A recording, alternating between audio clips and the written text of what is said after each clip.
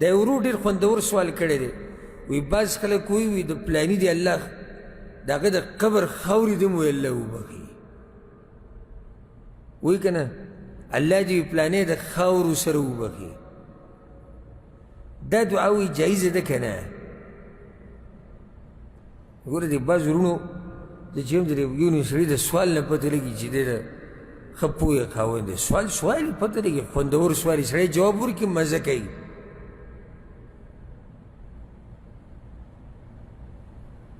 نو جواب دا خبره مشروع ده او پکار دی چې یو مسلمان کله تذکره وشي او مړي نو چې ته دا ووایې چې الله دې وبخي پیغمبر صلی اللہ علیہ وسلم دا دعا ثابت تا بصحیح مسلم کی دا بدیسی دعا کولا اللہم اغفر له وارحمه وعافه واعف عنه بصحیح بخاری کی روایت تی چی عثمان بن مطعون رضی اللہ عنہ کلا مرشو نو العلاء الانصاری رضی اللہ عنہ آگا ٹیم کی ہوئی رحمت اللہ علیک ابا السائب فتا دی اللہ رحمتون روری او دا معلومه خبر دا پدید دلائلو تا ضرورت هم نشي چې یو سړی مړي د هغه دپاره به داسې دعاګانې وغواړي اوس د دې ورور دې سوال له راځو الله دې پلانې د خاورو سره وبخي او د پلاني د قبر خاوره دې م الله وبخي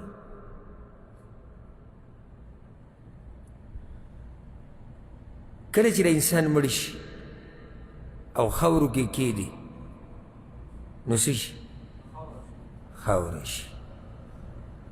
ځکه زه یم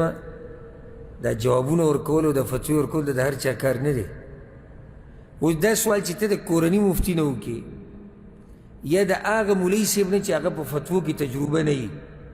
یا ورسره علم ډېر نه وي داسې ویل جایز دي که نه چې خاورو باندې د الله رحم وکړو د خاورې الله نه دی روا روا دي ولې روا دي ولې نه دي روا وضاحت وکړي دا سړی چې مړ شو خاورې شو اوس دا بل وی الله یې د خاورو سره وبخي خاورو ته هم دعا وکړه چې الله یې د خاورې م وبخي نو موږ وایو که چېرته د ده اراده او قصد دی چې هغه بدن چې د ده د خاورو سره خاورې شوی دی الله دې هغه خاورې م وبخي څه مو خیال دی صحیح ده که غلطه صحیح ده او که چېرته مراد یې